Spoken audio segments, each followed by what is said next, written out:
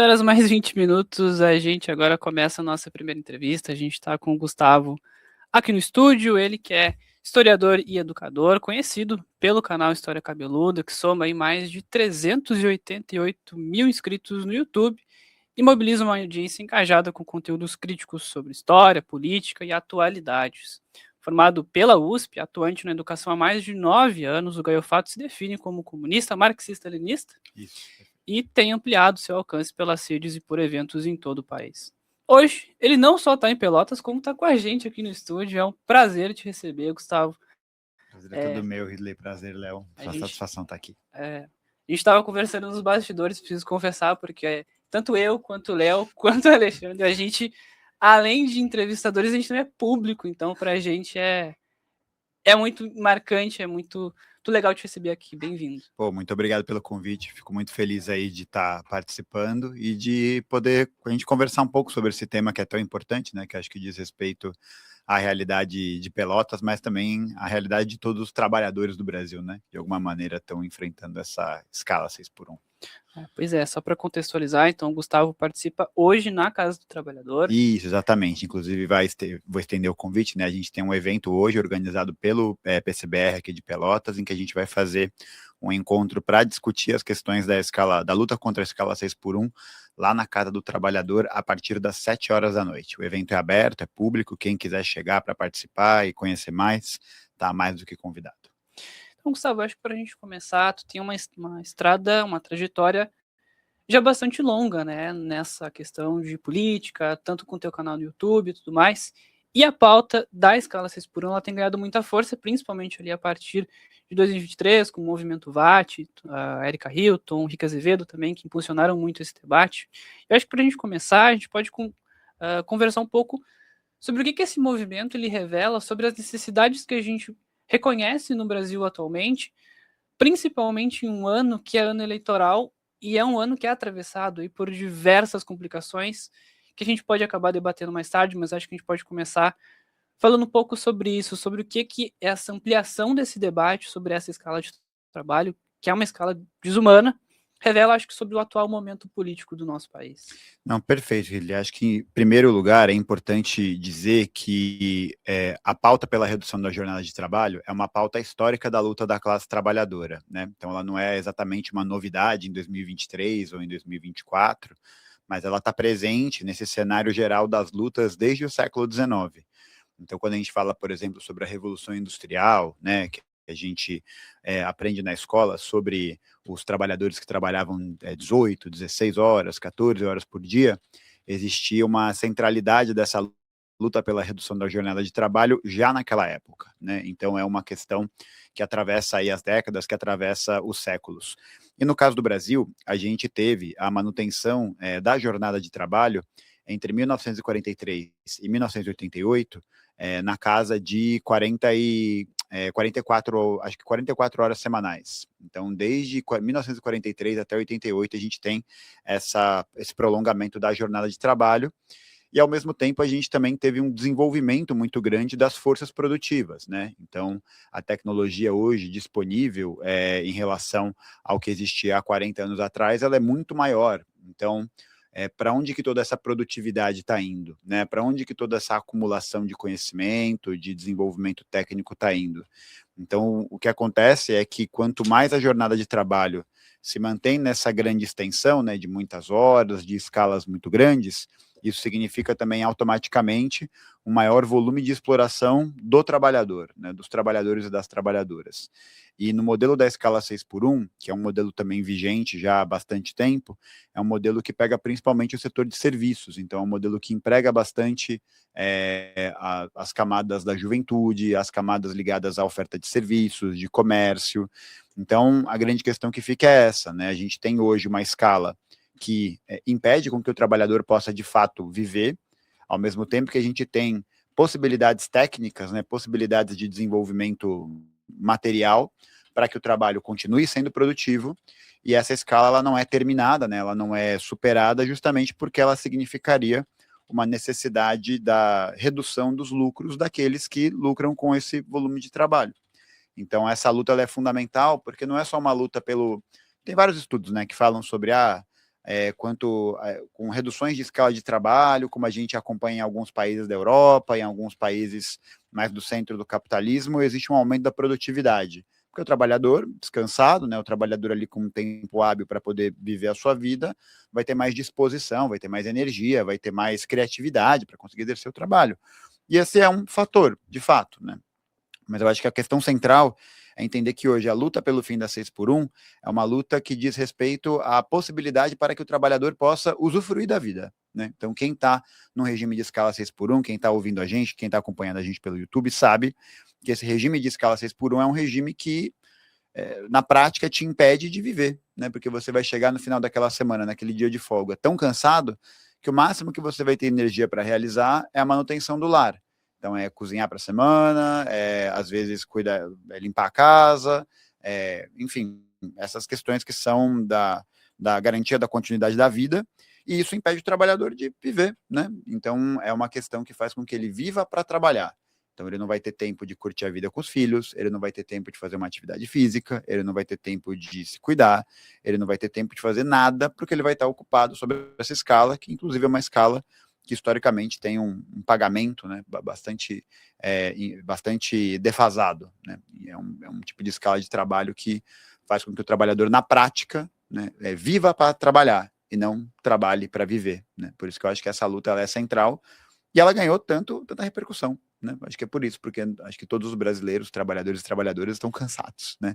Então, uma luta que diga respeito à quebra desse cansaço, né, ou pelo menos a superação dele em algum sentido, é algo fundamental e por isso que atraiu tanto os olhares e a atenção das pessoas nesses últimos 2 anos, né? Quando começou a ser debatida a questão do 6x1, do fim da escala 6x1, um dos motivos levantados pela classe empresarial sobre sobre a oposição contra o fim da escala 6x1 foi o fato de não ter dinheiro, que vai quebrar a economia. O tradicional argumento. De que não vai ter porque teria que contratar mais e aí acabaria quebrando a economia. Como que a gente qual a posição que a gente tem que tomar diante a esse tipo de resposta da classe empresarial? Bom, são 2 questões centrais, né? Em primeiro lugar, é entender que o empregamento sobre a escala 6x1 que existe hoje, ele é feito, na grande maioria dos casos, por poucos empregadores, né? Então, são grandes empresas, grandes conglomerados que se beneficiam dessa escala e que conseguem extrair seus lucros a partir dessa dinâmica. Então, para nós do PCBR, a nossa luta é não só pelo fim da escala 6x1, mas para a redução da escala de trabalho para uma jornada 4x3, sem redução salarial e com 30 horas semanais. E para isso, haveria a necessidade, primeiro, haveria necessidade de realizar um amplo processo de aumento dos investimentos na produtividade das grandes empresas, o que automaticamente significaria uma necessidade de redução dos lucros dos grandes empresários. E aí aquela pessoa que é dona de um mercadinho, que é dona de uma quitanda, que é dona de um pequeno negócio, né, que está ali muitas vezes sobrevivendo com essa modalidade de emprego, ela teria, e aí essa seria a ideia, né, haveriam possibilidades e planos para o financiamento desses pequenos negócios. Porque hoje uma coisa que aparece muito é de que são os grandes conglomerados, os grandes monopólios capitalistas, são as grandes empresas que conseguem empréstimos a juros muito baixos, que conseguem subsídios, que conseguem ali uma salvaguarda, né, para garantir a continuidade dos seus negócios. Só que o pequeno empresário, né, esse cara que é dono de uma quitanda, que é dono de um mercadinho, é muito difícil dele conseguir um empréstimo. Quando ele consegue esse empréstimo, é feito a juros muito altos, ele está sendo constantemente pressionado pelos grandes monopólios, né, porque o grande mercado vai sempre pressionar o pequeno, né, que não tem condição de competir igual para igual. Então, a gente do PCBR acredita que essa redução da escala de trabalho, ela tenha que vir também com outros processos de investimento e de garantia para a continuidade desses pequenos negócios. Então, por exemplo, programas de crédito que sejam acessíveis a esses pequenos negócios, programas de financiamento, de subsídio que possam dar essa estabilidade, né? Porque, de fato, hoje tem muitos negócios que acabam dependendo dessa escala,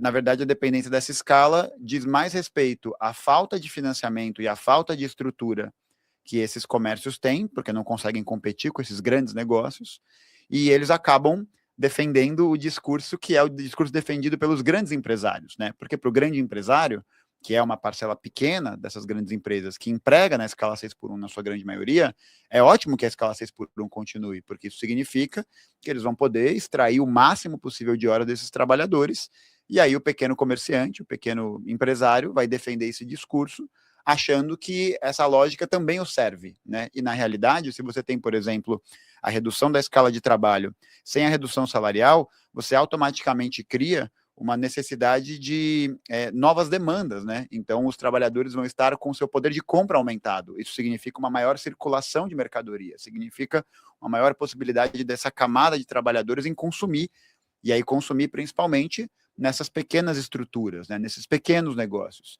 Só que é isso, são questões que precisam caminhar lado a lado, e justamente quem não quer isso são os grandes interessados. Tanto que hoje, a grande maioria dos pequenos empresários, né, dos CNPJs registrados no Brasil, são compostos por um único trabalhador, né, que é o próprio criador daquele CNPJ, que é um reflexo também da precarização do trabalho, é um reflexo também da pejotização e tal. Então, essa redução de escala, ela ajudaria nesse sentido, tanto a criar esse novo mercado de demandas, né, agregadas, para que as pessoas possam ter mais tempo para consumir, que elas possam ter mais dinheiro para consumir, e ao mesmo tempo também a possibilidade de criação de subsídios, de investimentos, de créditos, para garantir que esses pequenos negócios possam sobreviver. Então essa carne seria cortada no bolso, no lucro dos grandes empresários, né, que na verdade são esses grupos econômicos que acumulam muito, que lucram dia após dia, né, que têm faturamentos muito altos e vão cerceando e vão cada vez mais absorvendo esses pequenos negócios. Tanto que é isso, é o fechamento dos mercados, é o fechamento das quitandas e a criação de unidades, né, de franquias que a gente observa não só em São Paulo, né, que é de onde eu venho, que existe uma questão muito forte com isso, mas em todos os lugares, né? Então, eu acho que esse argumento pode ser quebrado por isso. Ele aumenta essa demanda, ele garante o descanso do trabalhador, ele garante o maior consumo, e é preciso também defender uma política que viabilize esses empréstimos, financiamentos, créditos, e retirar essa acumulação que vem principalmente do grande capital, né? Gustavo, para a gente que já está no campo progressista, a pauta da escala 6x1 ela já é mais fácil da gente compreender e da gente entender sobre o quão nefasta ela é para a qualidade de vida dos trabalhadores. Mas para quem não está no nosso campo, e a gente vive esse dilema no Brasil, e aqui em Pelotas, na própria rádio mesmo, a gente vê isso.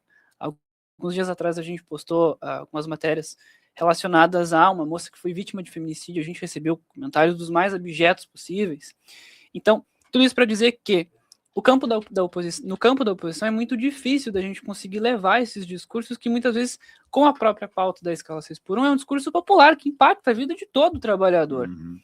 Então, eu queria te perguntar os desafios que a gente tem pela frente para conseguir avançar com esse discurso, não só para a adesão da população, mas também para o seu avanço no Congresso para que ela se efetive. Quais os desafios que a gente tem nesse caminho? Perfeito. Eu acho que, em primeiro lugar, é importante dizer que esses avanços que aconteceram recentemente com não com a promulgação, né, mas com a proposta da PEC realizada pela Erika Hilton, né, muito norteada por essa luta, também encampada pelo Rick Azevedo, foram passos importantes, mas, ao mesmo tempo, esses passos que acontecem dentro da institucionalidade, no Congresso, na Câmara dos Deputados, no Senado, não podem ser realizados sem que haja uma ampla mobilização popular. Então, o tema da 6x1 ganhou essa popularidade, não só porque ele parece um tema bonito e caro aos trabalhadores, mas porque houve mobilização e houve movimentação de vários setores para que essa pauta pudesse ser encampada como uma pauta da classe trabalhadora. Tanto que a gente pôde observar que vários deputados federais da direita, vários deputados da oposição, quando perguntados a respeito disso, iam na mesma linha do argumento, de vai quebrar a economia, não vai ter dinheiro para pagar empresário, não sei o que, não sei o que. Só que aí, quando isso ganhou uma nova ampliação no debate público, e novamente perguntado sobre isso, todos eles se furtam a esse debate. A grande maioria deles se esquivam disso, porque, né, é impossível eles criticarem uma pauta que seja contrária aos seus patrões.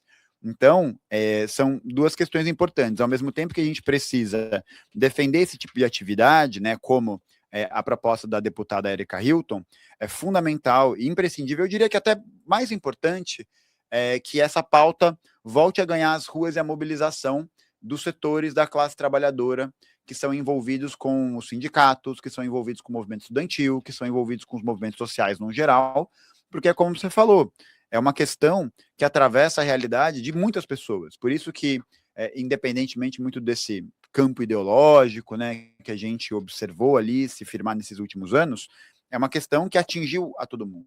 Então é uma questão popular, é uma questão que diz respeito à vida de várias pessoas. Então isso ganha uma certa materialidade que faz com que as pessoas se mobilizem, né? Então eu acho que o resultado disso foi o que a gente observou em 2023 e em 2024.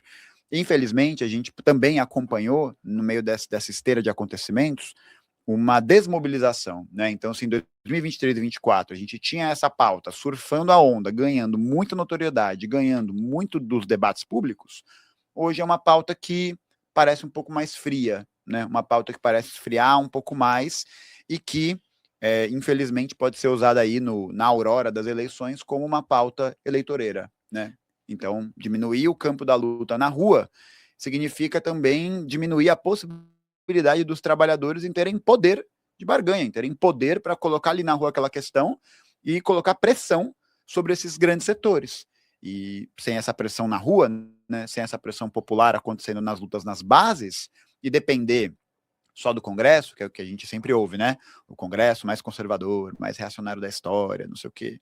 Então, acho que depender dessa força, né, depender dessa instituição para aprovar uma pauta em favor dos trabalhadores é um risco.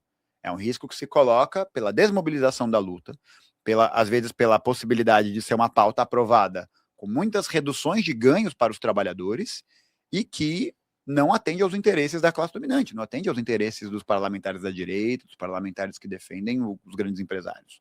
Então, né, acho que ter essas duas dimensões é importante, e entender que sem essa mobilização popular nas ruas, né, de fato, é complicado, né, porque aí a gente entra num risco muito grande. A gente pode observar isso quando mobilizações foram feitas contra o PL da anistia. As mobilizações populares foram que deram, eu diria que a principal causa para o PL não avançar. Então, colocar essa pauta... Tem a PEC da blindagem também. A PEC da né? blindagem também. Então, é algo realmente muito fundamental. E eu queria te perguntar, porque a gente está indo de eleição, então, bem como tu comentou, essa pauta, ela possivelmente retorne esse ano. E quais os cuidados a gente precisa ter para que ela não seja cooptada por movimentos da direita, movimentos da extrema-direita, para que se tenha... Não sei bem ao certo como definir, mas que os movimentos de esquerda consigam propor o debate a respeito dessa pauta de uma forma mais consciente e também evitando que esses trabalhadores sejam cooptados por um movimento da extrema-direita, da direita, que a gente sabe que a gente fala muito que existe o pobre de direita, e existe porque o discurso da direita acaba sendo muito convincente e acaba chegando em pontos que são pontos cruciais para essas pessoas. E essa pauta, como a gente havia comentado, é uma pauta que atravessa o mais diferente público. Então, quais cuidados a gente precisa ter nesse ano de 2026, que é o ano eleitoral? Além desse cuidado de retomar a luta pelo fim da 6x1 para o campo da luta popular nas ruas, é entender também o porquê dessa pauta chamou a atenção de tanta gente. E é justamente o fato de que ela lida com uma questão da realidade, da materialidade do trabalhador, né? Então, eu acho que essa é a questão fundamental que fez com que ela ganhasse todo esse corpo. E o cuidado que se precisa ter para que essa pauta não caia nas mãos da direita é manter essa mobilização permanente por parte dos setores da esquerda e não torná-la um raio em céu azul. Então, essa mobilização que foi construída ao longo desses últimos 2 anos, ela precisaria não só se manter, mas também ser mobilizada junto com outras pautas para que o campo da esquerda, para que o campo progressista possa ter uma relação de assuntos, de temas que sejam da ordem da defesa da classe trabalhadora.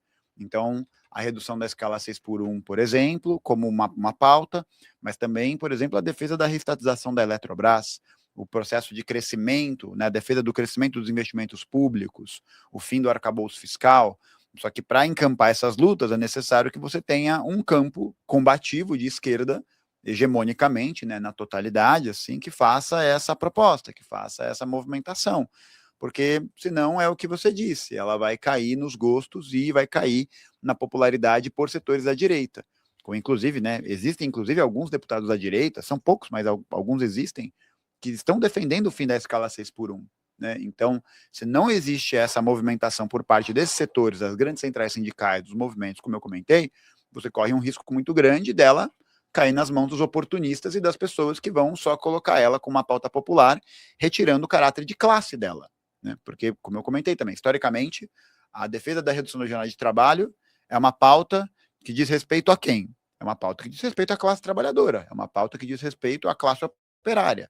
Então, se não existe essa continuidade da mobilização, se não existe essa continuidade e esse aprofundamento dessas questões, ela vai se tornar uma pauta pontual, que pode ser usada no momento eleitoreiro, que pode ser usada no momento de ganhar voto, de ganhar popularidade, ainda mais pensando que a luta pelo fim da 6x1, ela não começou agora, né? Ela não começou com o movimento VAT. O movimento VAT teve uma importância muito grande na divulgação, né, na ampliação do conhecimento, mas ela é uma luta que é encampada pelos sindicatos brasileiros há 20 anos, há 30 anos. E por que ela não tinha essa notoriedade? Por que ela não se tornou um tema da ordem do dia? Né? Porque houve uma série de decisões políticas, uma série de decisões estratégicas por parte desses grupos em retirar isso do cenário. E o resultado prático disso é que a gente está vendo, né, há 20 anos, a classe trabalhadora brasileira desmobilizada, sendo muito mais norteada, muito mais incentivada a sair para a rua com relação a questões ideológicas, questões mais moralistas, né, com o pânico moral da direita e tal. E a gente pôde observar que a escala 6x1 trouxe uma mudança nesse aspecto. Né? Trouxe pela primeira vez uma pauta ofensiva, positiva, de proposta para a classe trabalhadora. Então, ganhar essa popularidade, impedir com que ela caia nas graças, né, do campo da direita, no campo da oposição, no campo dos liberais, significa também uma necessidade de transformar ela em um início de outras lutas, para se movimentar nessa outra direção, né, desses outros temas como eu comentei. Então, acho que esse é o caminho para que isso não caia no esquecimento, né, para que isso não caia nessa apatia, né, para que não se caia nesse imobilismo, que é muito bom para a direita, que é muito bom para esses setores da classe dominante, porque quanto menos a classe trabalhadora estiver mobilizada, melhor vai ser para eles manter a estrutura de poder. Gustavo, lá na tua primeira fala, tu cita sobre o perfil dos trabalhadores que estão dentro da escala 6x1, a maioria deles, que estão no setor de serviços, restaurantes, comércio, também telemarketing, em diversos setores. E a maioria delas são pessoas negras, jovens, de baixa renda. Como tu enxerga essa estrutura de classe e raça, que é o que dita boa parte da organização do trabalho no país? Ótima pergunta, Léo. Isso não é uma coincidência. Eu acho que o fato da gente ter hoje a grande maioria de trabalhadores da juventude, que são pretos, periféricos, nesse tipo de escala de trabalho, diz respeito à própria possibilidade desses grupos em acessarem o mercado de trabalho. Então, a gente observa, para fazer um comparativo histórico, que eu acho que é bem interessante para a gente poder ter uma base. Há 40 anos atrás, há 50 anos atrás, a gente tinha uma atividade industrial no Brasil que era muito mais ampla do que a gente tem hoje. O Brasil vem passando por um amplo processo de desindustrialização, já ali desde a época da redemocratização. E nessa época da industrialização, esses agrupamentos sociais, né, esses grupos, eles ainda tinham alguma possibilidade de arrumar empregos nessas áreas das indústrias, que muitas vezes não demandavam um curso superior, mas você fazia um curso técnico e tal, e você tinha uma estabilidade, e você tinha uma garantia de continuidade do trabalho que era muito maior. Então, possibilidade de crescimento na carreira, você tinha ali um tipo de trabalho que era mais tecnicamente desenvolvido, você tinha ali uma agregação de valor à produção.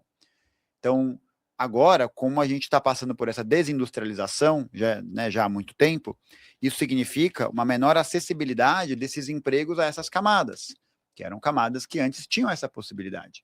Então, hoje a gente observa que o acesso que a juventude preta, periférica, mais marginalizada da sociedade brasileira, as oportunidades que esses grupos têm acesso hoje, são a trabalhos de baixíssima qualidade, trabalhos que pagam muito pouco, né? Trabalhos que não têm um desenvolvimento técnico-científico, né? Um trabalho envolvendo serviço, comércio e tal, e é o que é possível para esses grupos acessarem. Então, quanto mais a atividade de trabalho, quanto mais essa complexidade produtiva, né, da indústria, quanto mais esses setores, né, que tinham ali essa possibilidade de uma vida melhor, né, há 40 anos atrás, foram se definhando e foram acabando, mais isso significou também a a impossibilidade desses grupos marginalizados em acessarem um trabalho decente, né? Em acessarem um trabalho que seja positivo. Por isso que eu acho que não é uma coincidência, né, que hoje a escala 6x1 seja legada principalmente a esses setores, porque são setores que são os mais historicamente prejudicados por esse processo de desindustrialização. Tanto que o setor de comércio e serviços é o que mais cresce no Brasil, né, junto com o agronegócio. E a indústria só encolhe, já há 40 anos só encolhe. Então, esse acesso, né, a essa dinâmica de trabalho por esses grupos é a única possibilidade para muita gente em ter um emprego, né? E aí, na sociedade capitalista, você não consegue viver sem ganhar um salário, sem poder pagar para pagar as contas, para pagar o aluguel, para pagar tudo e tal. Então, essa dimensão, né, da falta de acesso a um trabalho que tenha esse melhor pagamento, que tenha essa melhor estrutura, é parte também desse projeto, né, de um projeto neoliberal para o Brasil, de um projeto em que lega a classe trabalhadora brasileira a ser cumpridora do setor de serviços, de comércio, de um trabalho cada vez mais precário, com cada vez menos direitos, com cada vez menos respeito à legislação trabalhista. Some a isso, né, a depenação da CLT, né, a CLT sendo sistematicamente destruída dia após dia, e aí você tem, né, a única alternativa para muita gente, que é isso, né? É esse o trabalho de escala 6x1. E aí os trabalhos uberizados, os trabalhos que hoje fazem parte da normalidade desses setores da classe trabalhadora, jovem, periférica, mais empobrecida historicamente.